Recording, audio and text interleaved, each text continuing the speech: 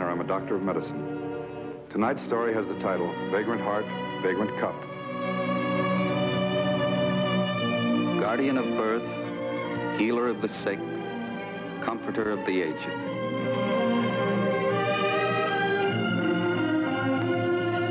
To the profession of medicine, to the men and women who labor in its cause, this story is dedicated.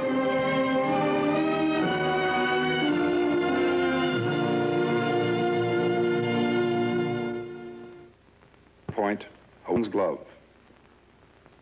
The case in point, Margaret Ross Lambert. She's 31 years old, married, mother of 2 children. Her husband's a highly successful industrial engineer. She has just about everything a woman could ask for. Material possessions, the love of her husband, the love of her 2 children. And she returns that affection, but not in equal measure. For the greatest love in the life of Margaret Lambert lies elsewhere.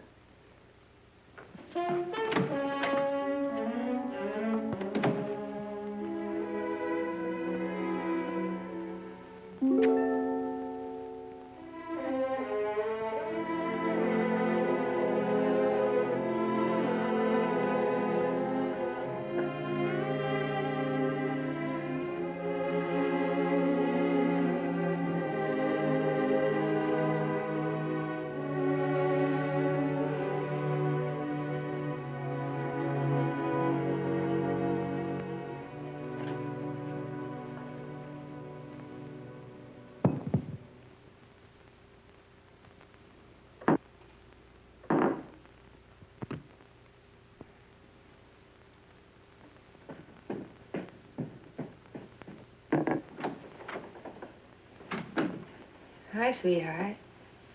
I'm just putting on my face. Gotta make myself pretty for my hubby, don't I? Yeah. What's the matter, sweetie? Hard day at work? You better take a cold shower. I'll go downstairs and start dinner.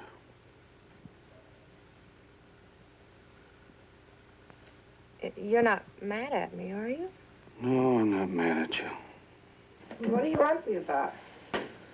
Well, it hasn't exactly been an easy day for me, either. My backache again. Taking care of the kids. Trying to get the housework done.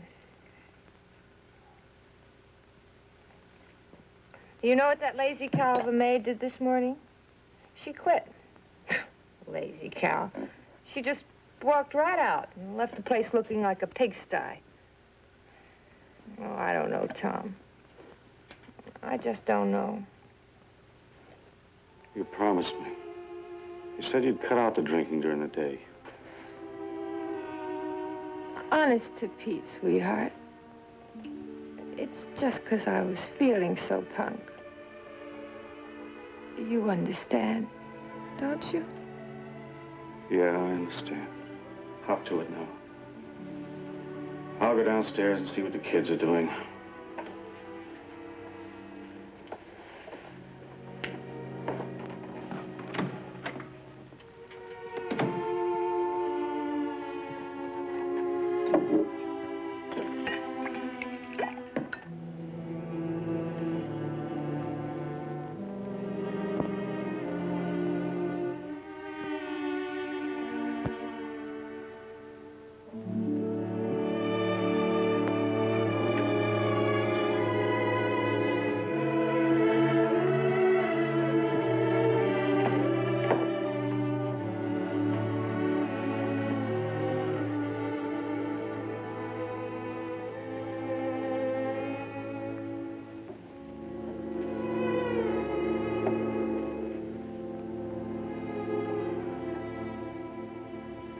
How about it, huh, fellas? Let's heat up. Start on those vegetables. What a cozy scene. Tommy, let's go out to dinner tonight, huh? Some real nice place. I just feel in the mood for it. Don't you?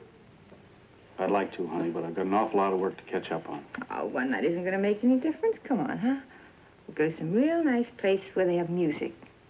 We'll order a nice dinner and maybe go to a show or something. Well, run down to Harry's barbecue if you like. Shouldn't take too long. Harry's, that smelly place. It makes me sick. I know. Let's go out to the Red Barn. We could have dinner in the lounge. Well, we don't have to have anything to drink. Just order a nice dinner. Oh, it's such a cozy place. And there's lots of life to it, okay? Afraid not, honey. It'll take too much time. Besides, I've got a lot of work to get out tonight. Okay, who's ready for dessert? I am. You do look how much I ate. Looks like you qualify. Well, just a minute. Well, what kind of monkey business is this? You ought to know better, Tom. You know what the rule is. Now, you kids sit there until you clean up your plates. You don't get a speck of dessert until you do, understand? We're filled up, Mother. Dad? I don't care what your father says. And don't talk back to me. There's one thing I can't stand, it's a fresh kid. Now, clean up your plate and be quick about it. You understand? I don't feel good. I want to go to bed. Did you hear what I said? Finish up your dinner and be quick about it. You've had it, Marge. Go on upstairs and lie down. I certainly will not. What do you mean go upstairs and lie down? Those are my children. They're my own flesh and blood, and I know what's best for them. You're sick, Marge. Get upstairs. You make me. You just try and make me.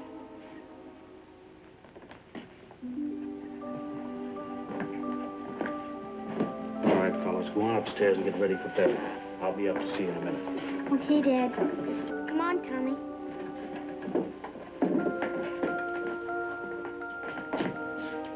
Well, aren't you going to kiss your mother goodnight? Good night, honey. Good night, baby. Sleep tight.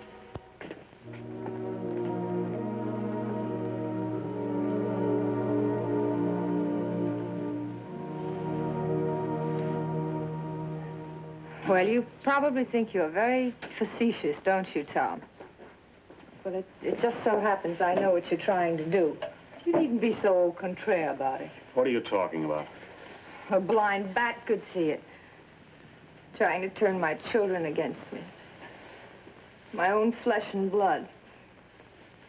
I didn't think you'd stoop to that. It's a pretty low trick, Tom. Pretty shabby trick. We'll talk about it later. Come on, let's go. Oh, don't try to patronize me, Big Tom Lambert. Class of 41. Just because you got through Princeton. Well, I went to college, too, and don't you ever forget it. When I first met you, you were nothing. You were in the gutter. And you'd still be in the gutter if my father didn't loan you that money. Big Tom Lambert. Big phony. Well, big phony, Tom? You used to be pretty, Marge. You're not pretty anymore. Oh, so that's it. Your wife, the girl you took to the altar, the mother of your children, she's not pretty anymore. Oh, I see it now. That's why you're always working so late. Staying away from home, working. But you're running around at bars with girls. Big butter and egg man, my wife doesn't understand me. Flashy blondes in a nice apartment. Admit it. That's enough. Go on, admit it. That's the situation, isn't it? I dare you to. Big Tom Lambert, the pride of Princeton. Why, he's nothing but a...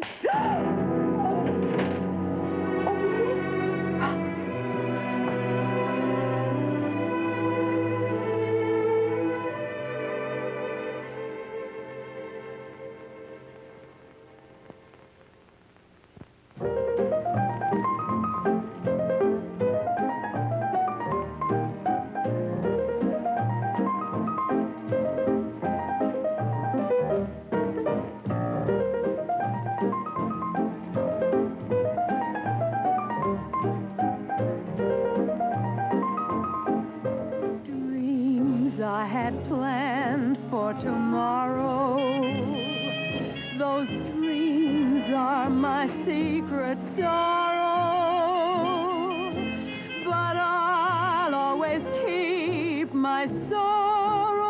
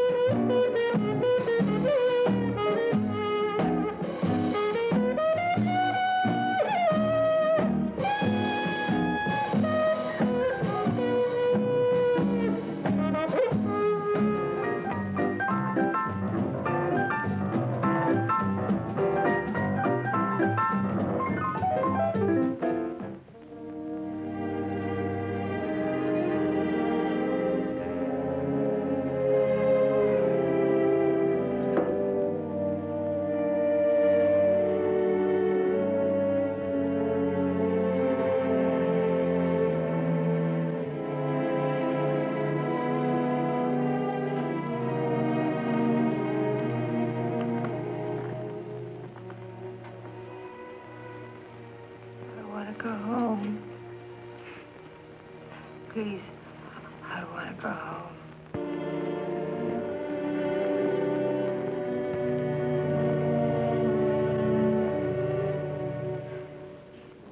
I'm going to be pretty frank with you. Her condition's poor. She's worse off now than I've ever seen her. Well, what are the chances? Well, it's hard to say. She's lost a good deal of blood and she's in shock. We've been giving her whole blood ever since they brought her over from the emergency hospital. How long has she been on this binge? You any idea? Let's see, she left home on the night of the 12th. It'll be 2 weeks tomorrow. What is it, Doctor? Same as before. She has all the signs. Esophageal varices. Hemorrhaging again. That's right. The veins at the base of the esophagus. Apparently they're ruptured again. They're bleeding down through the stomach, down into the upper GI tract. I see. As I told you before, this is one of the severe complications with alcoholics. Now, I don't want to unnecessarily alarm you, but there is a possibility she might not pull through. Uh-huh. We've got a Coke machine down the hall. You want one? Yes, thanks. Doctor, this hemorrhaging, you know how it happens? You know how to stop it? Well, we have a pretty definite plan in mind. It's not going to be easy. When you get into cases like these with internal bleeding, liver damage, it's pretty much a case of watching and waiting. But you think she has a good chance? Well, it's hard to say. She's lost a good deal of blood. We have to restore that blood. That's exactly what we're doing now. She's already had 2 pints of whole blood, and she's now on her 3rd. She's just still hemorrhaging, just the way she was. Well, frankly, Mr. Lambert, we don't know whether the bleeding has stopped entirely or not. Right now, the best thing we can do is to bring her blood pressure back up to normal and relieve the shock. In order to stop the bleeding, we've inserted a tube through the nasal passage, down through the esophagus into the stomach. It's called a Sandstaken tube. It has 2 small tampons or balloons at the end of it. Now, by inflating these balloons, by blowing them up, we can put enough pressure on the ruptured vein to stop the bleeding. And you figure once you stop the bleeding that she's out of danger, that she's all right? In a way, yes. Stop the bleeding and we have her pretty much on the road to recovery. There's one thing you've got to understand, Mr. Lambert. We can never completely repair the damage that alcoholism has done to her. As I told you before, with alcoholics like your wife, the liver becomes extensively scarred. We call it cirrhosis. Now, this cirrhosis, or scarring of the liver, cripples the functions of the liver. The energy storing capacity of the body is greatly reduced. I see. Then there's the damage to the brain that we have to cope with. We don't know exactly what occurs, but in the alcoholic brain, the reflexes, the reactions, the normal functions of the brain become impaired. They become scrambled. They can't think properly. That's one of the reasons why the alcoholic has hallucinations. If the patient persists in this alcoholism, these changes in the brain cells become more and more pronounced, and he has less and less a chance of repairing the damage to the brain. If this damage becomes permanent, well, I guess you've seen some of the bums on Skid Row. How is it with Marge? She's in the acute stage. It's a little hard to say. I think in a week or so, with proper medical management, we can clear up her nervous disorder, mental confusion. It's the withdrawal process, Mr. Lambert, the toxic reaction. Now, you've been through it with her before. You may very well have to do it again. The DTs. You mean we have to go all through that again?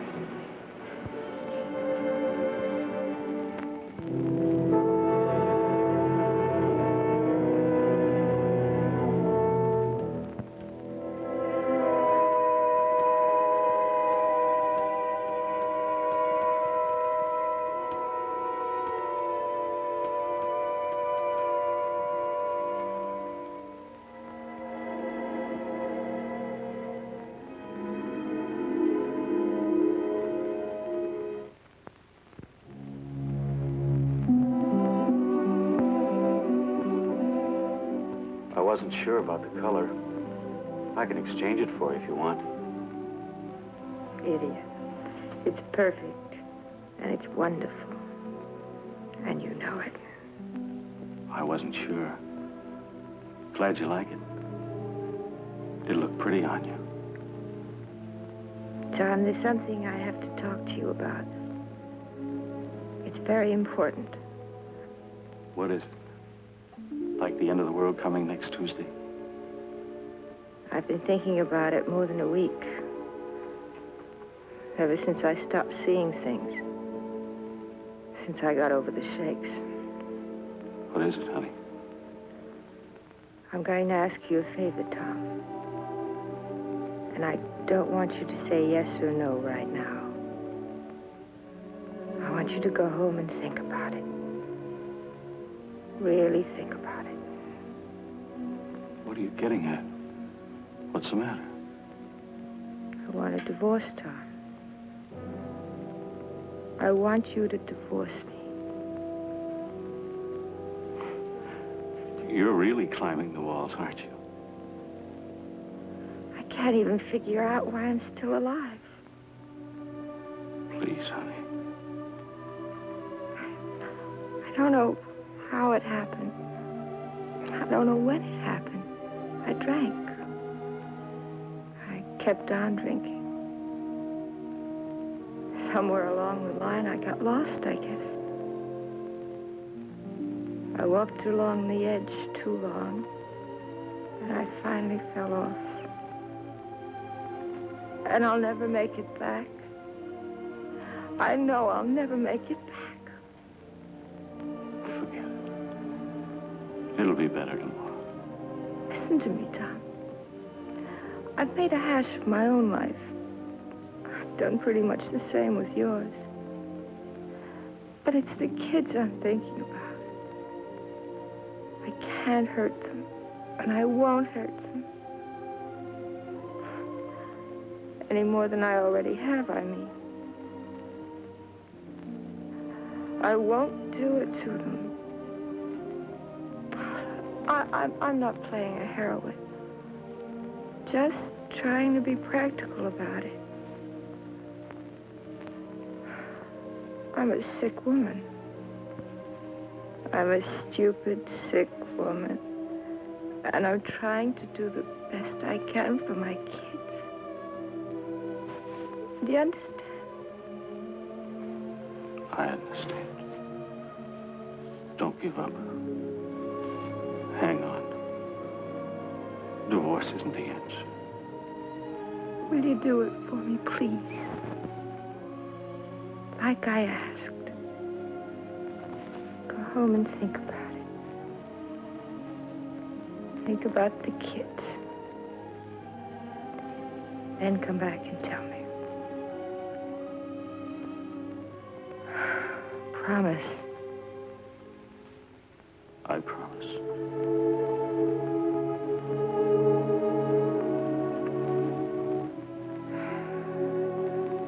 The doctor says it'll be next week.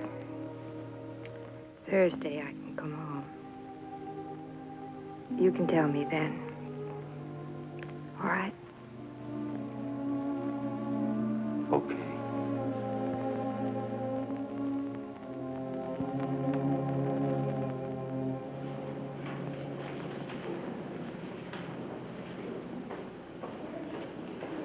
Mrs. Lambert, this way, please.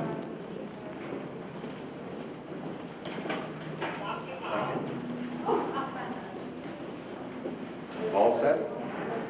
Uh-huh.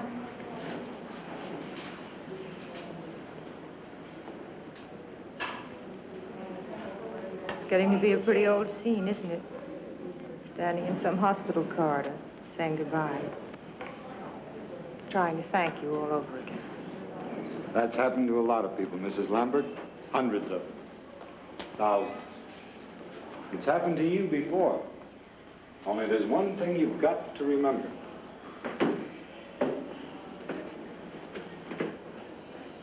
For you, this is the last time. Never again.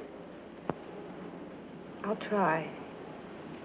I'll try harder than I've ever tried before. That's all I can promise. It's not for me, Mrs. Lambert. It's for you. It's for your husband, your children. You've got the best part of your life ahead of you. It's a new life, a good life. You can have it if you want it hard enough.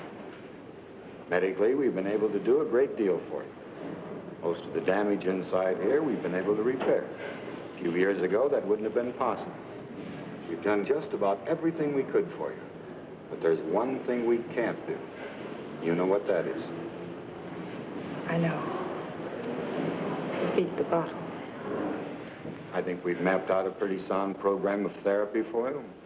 Psychiatrists, follow-up visits at my office, the help the Alcoholics Anonymous group is offered. It's all there for you. Dr. Chase? Dr. Chase? Nothing personal, Doctor. I wish I never had to see you again.